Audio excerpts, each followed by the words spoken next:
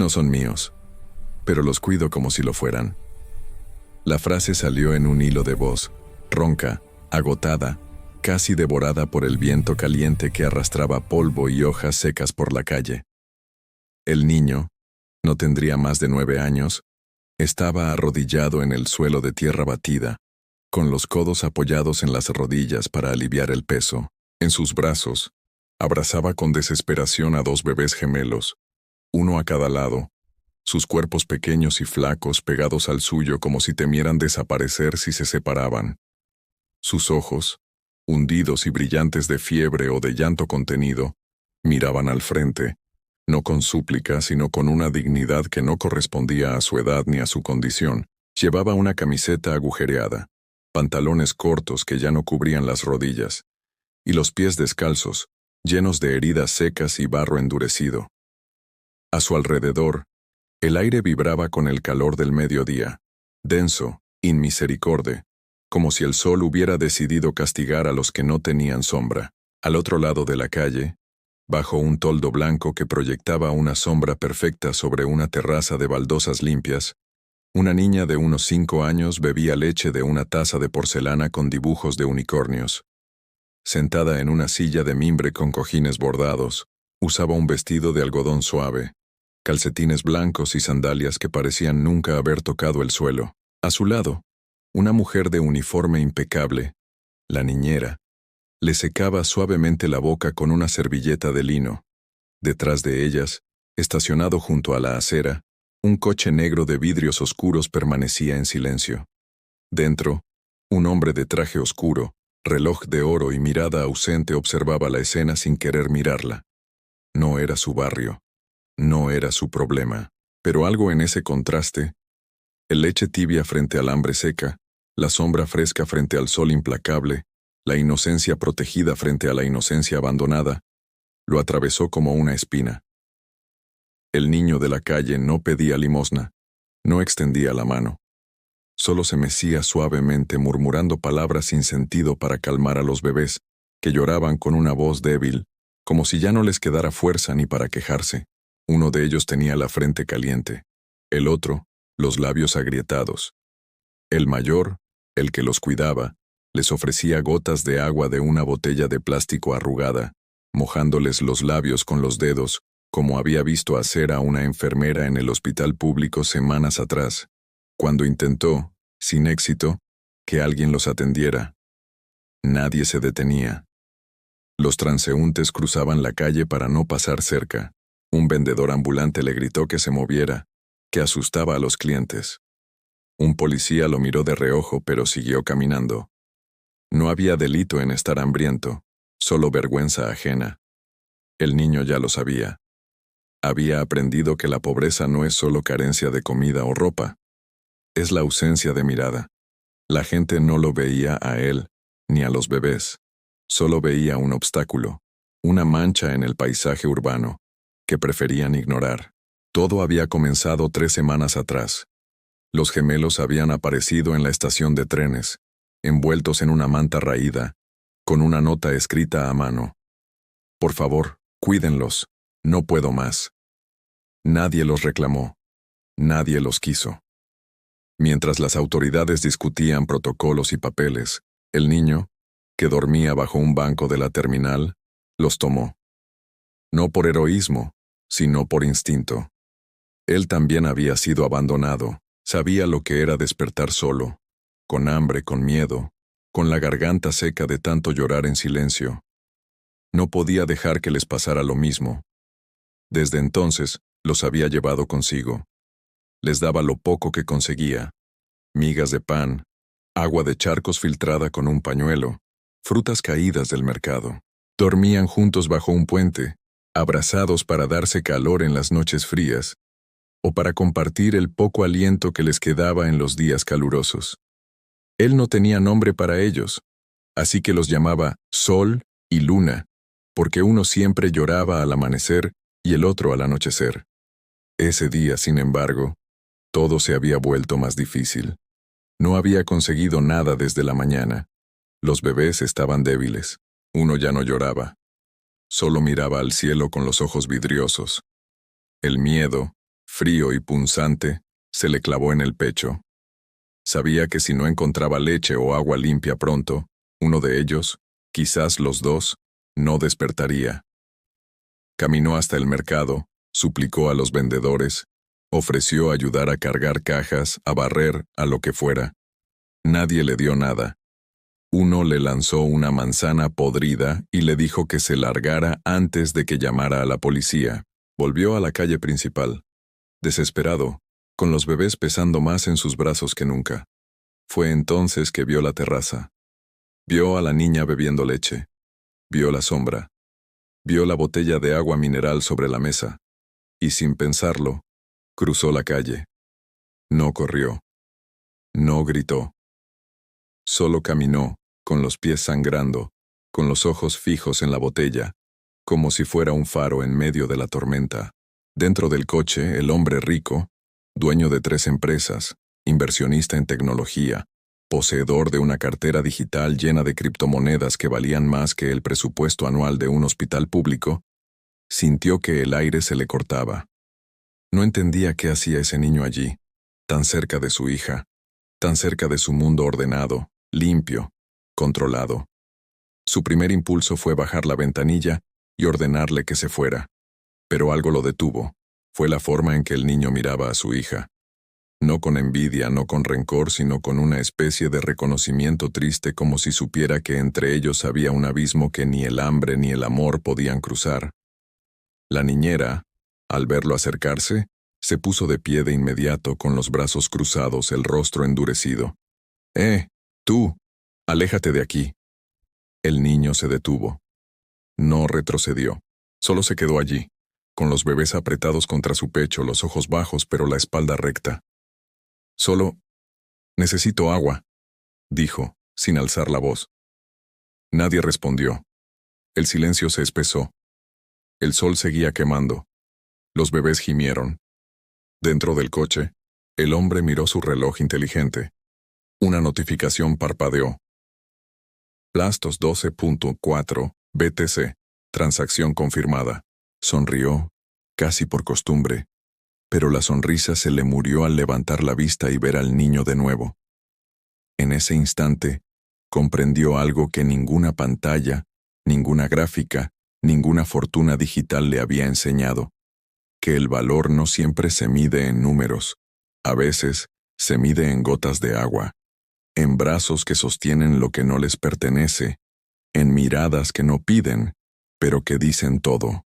Y fue entonces, en medio de ese silencio roto solo por el llanto débil de un bebé, que el hombre rico sintió, por primera vez en años, que su riqueza no le servía para nada.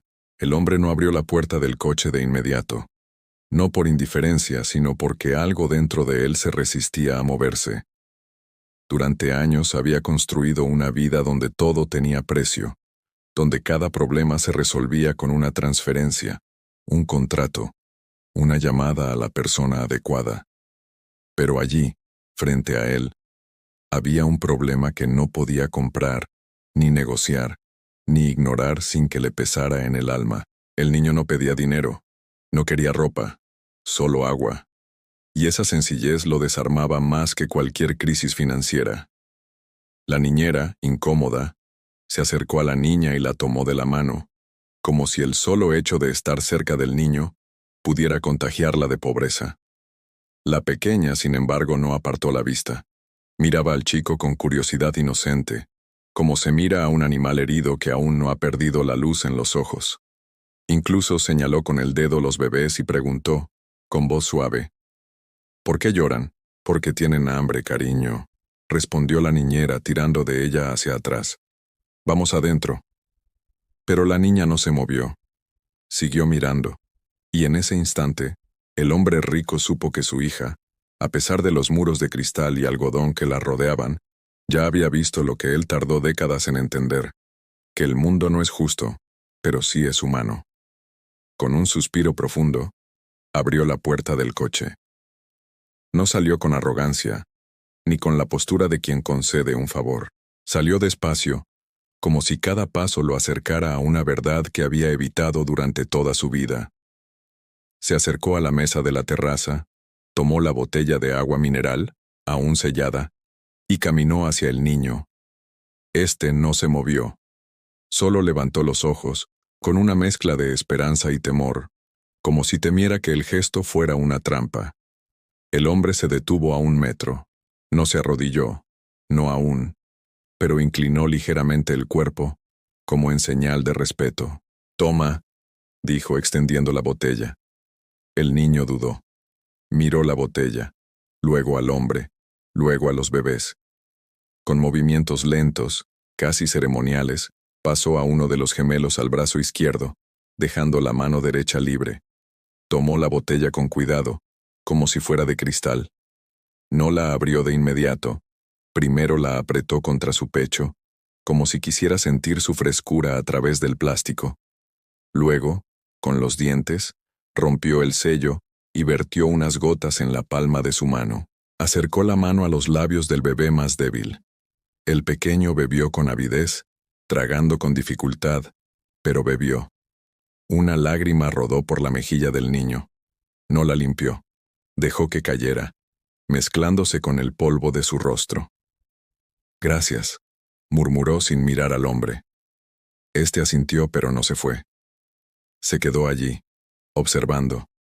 Vio cómo el niño mojaba un pedazo de tela con agua y lo pasaba por la frente del otro bebé.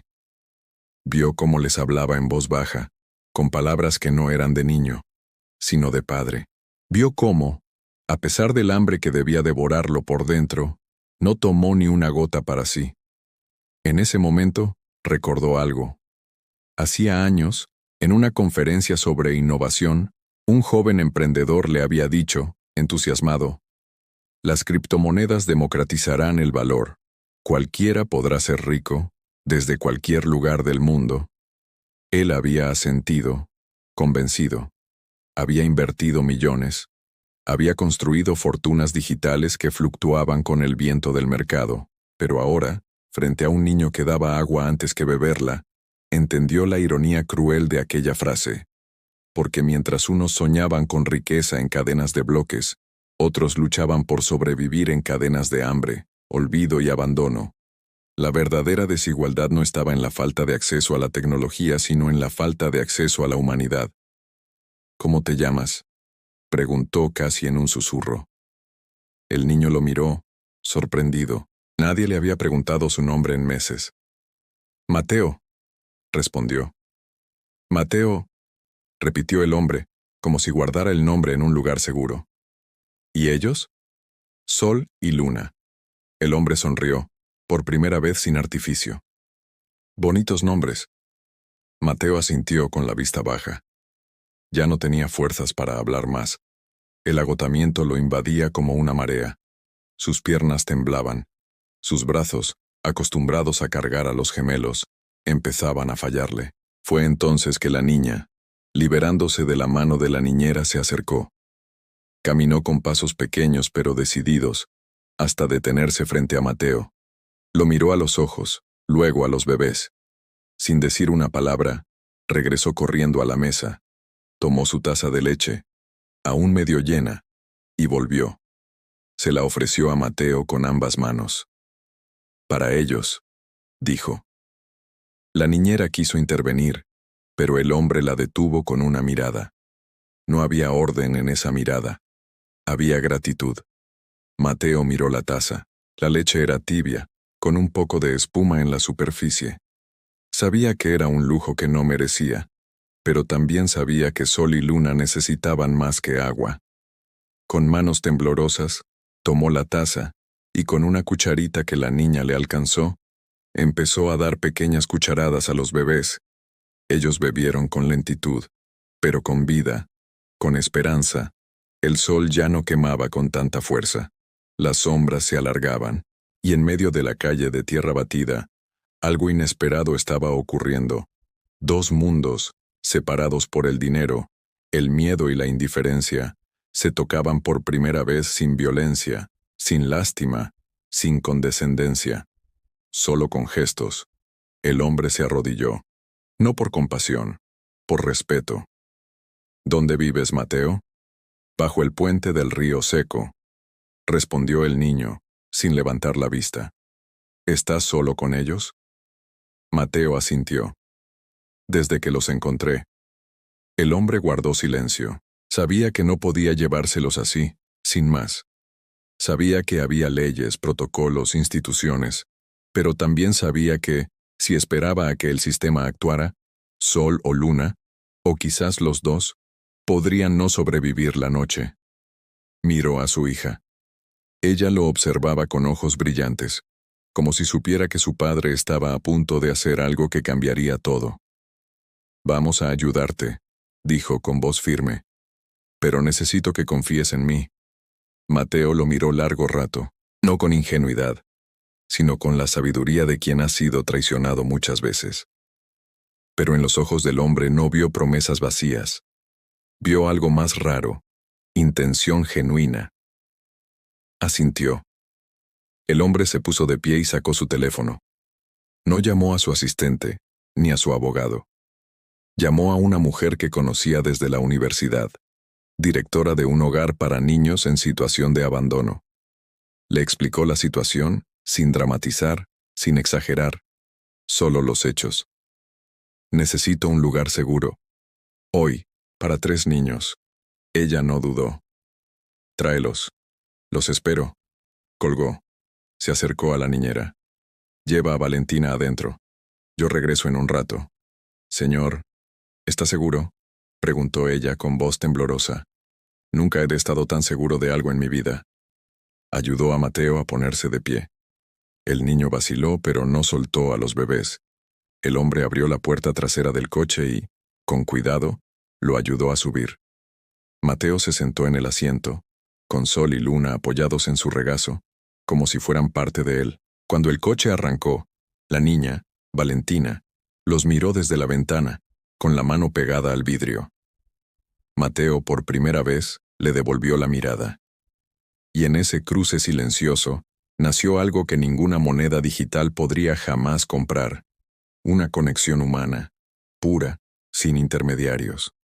Mientras el coche se alejaba, el sol se hundía tras los edificios, tiñendo el cielo de naranja y púrpura. Y en esa esquina olvidada, donde la pobreza y la riqueza se habían mirado cara a cara, el mundo no cambió de golpe, pero algo sí cambió. Algo pequeño, silencioso, indestructible. La esperanza, por fin, tenía un nombre. Mateo. El coche avanzaba despacio por las calles irregulares del barrio, evitando baches y charcos, como si transportara algo más frágil que cristal. Dentro, el silencio no era incómodo, era sagrado. Mateo sostenía a Sol y Luna con los brazos entumecidos, pero no se quejaba.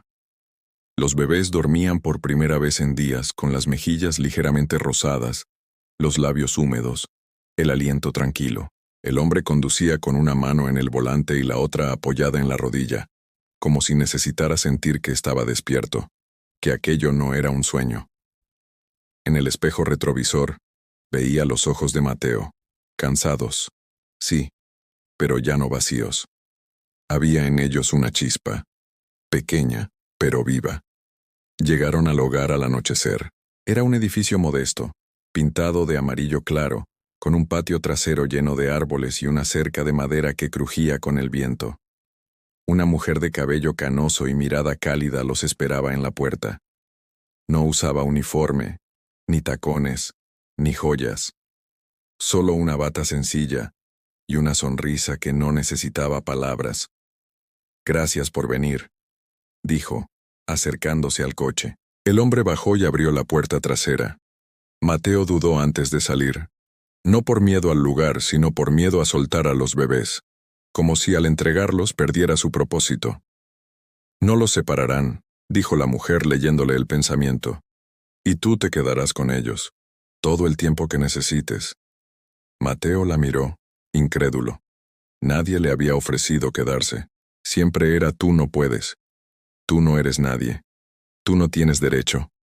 Pero allí, en ese patio iluminado por luces tenues, alguien le decía, «Sí puedes, sí eres, sí tienes». Bajó del coche con los gemelos en brazos. La mujer no los tomó de inmediato. Solo los miró luego a Mateo y asintió con respeto. Ven, dijo. Hay sopa caliente y camas limpias. Dentro, todo olía a canela y a limpieza antigua. No era lujoso, pero era acogedor. Había juguetes usados pero bien cuidados, libros en estantes bajos, mantas tejidas a mano. Mateo se sentó en una silla de la cocina, rígido al principio, como si temiera ensuciar algo. Pero la mujer le puso un plato humeante frente a él y le dijo: «Come, ellos estarán bien. Los vigilo». Por primera vez en semanas, Mateo comió sin mirar a su alrededor, sin esconder la comida, sin miedo a que se la quitaran. Comió despacio, saboreando cada cucharada, como si redescubriera el sabor de estar vivo. Mientras tanto, el hombre hablaba con la directora en el jardín. «¿Qué pasará con ellos?», preguntó mirando por la ventana hacia donde Mateo comía. «Los evaluaremos. Buscaremos a la madre, si es posible. Pero si no aparece…» Hizo una pausa. «Mateo ha demostrado más responsabilidad que muchos adultos. Si quiere, puede formar parte de su proceso de cuidado, incluso adoptarlos con el tiempo». El hombre asintió. No dijo nada, pero en su mente ya había tomado una decisión. Regresó a la cocina. Mateo había terminado de comer y ahora sostenía a Luna, que se había despertado y lo miraba con ojos curiosos. «¿Puedo quedarme con ellos?», preguntó Mateo, como si hubiera escuchado la conversación. «Sí», respondió el hombre, «y yo voy a ayudarte». Mateo lo miró sin entender. «No tengo nada». «Tienes lo más importante», dijo el hombre sentándose frente a él. «Tienes amor. Y eso no se compra». Durante las semanas siguientes el hombre no apareció con cheques ni con promesas grandiosas. Vino los domingos. Traía leche, pañales, ropa usada pero en buen estado. Jugaba con Sol y Luna en el patio. Leía cuentos a Mateo, que aún tenía dificultades para leer solo. Y poco a poco, se convirtió en parte de su rutina. No como un benefactor, sino como un aliado. Valentina, su hija, empezó a acompañarlo. Al principio tímida observaba desde lejos. Luego se atrevió a acercarse. Le enseñó a Mateo a dibujar unicornios. Le regaló un cuaderno. Un día le dijo: «Mi papá dice que tú eres un héroe». Mateo negó con la cabeza. «No soy héroe, solo no los dejé solos». «Eso es ser héroe», respondió ella. Mientras tanto, en su oficina, el hombre había cambiado. Ya no invertía solo en criptomonedas o startups disruptivas. Había creado un fondo, pequeño al principio, luego más grande, para apoyar hogares como aquel. No lo anunciaba en redes, no daba entrevistas, solo actuaba, porque había entendido que la verdadera riqueza no está en acumular, sino en conectar, en ver, en no mirar hacia otro lado. Una tarde, mientras regresaba del hogar, recibió una llamada de su asesor financiero. «Las criptomonedas están en alza. Podríamos triplicar la inversión». «No», respondió. «Destina ese dinero al programa de adopción familiar, el que apoya a adolescentes que cuidan a hermanos menores». Hubo un silencio al otro lado de la línea. «¿Estás seguro?».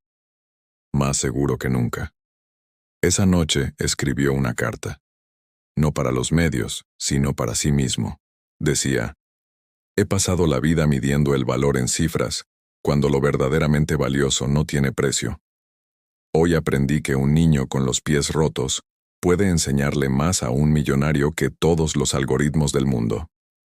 Meses después, en una ceremonia sencilla en el jardín del hogar, bajo un árbol de flamboyán en flor, Mateo recibió un documento oficial. Era el tutor legal de Sol y Luna. No era adopción formal aún, pero era un comienzo. Un reconocimiento, una promesa del Estado de que su amor contaba. El hombre estaba allí, con Valentina a su lado. No aplaudió. Solo miró a Mateo y asintió. Y en esa mirada, hubo más orgullo que en cualquier fusión empresarial. Al final del día, cuando todos se fueron, Mateo se sentó en el porche con los gemelos dormidos en su regazo. El viento traía el olor de las flores y el sonido lejano de la ciudad. Ya no tenía miedo. ya no estaba solo. Y en algún lugar del mundo, un joven frente a una pantalla seguía comprando criptomonedas, creyendo que cambiaba el futuro. Pero el verdadero cambio ya había ocurrido, no en una cadena de bloques, sino en una calle de tierra batida, en los brazos de un niño que eligió cuidar, aunque no tuviera nada. Porque al final, la humanidad no se mide en riqueza, sino en gestos. Y el más grande de todos es aquel que da sin esperar nada a cambio, excepto tal vez un poco de esperanza.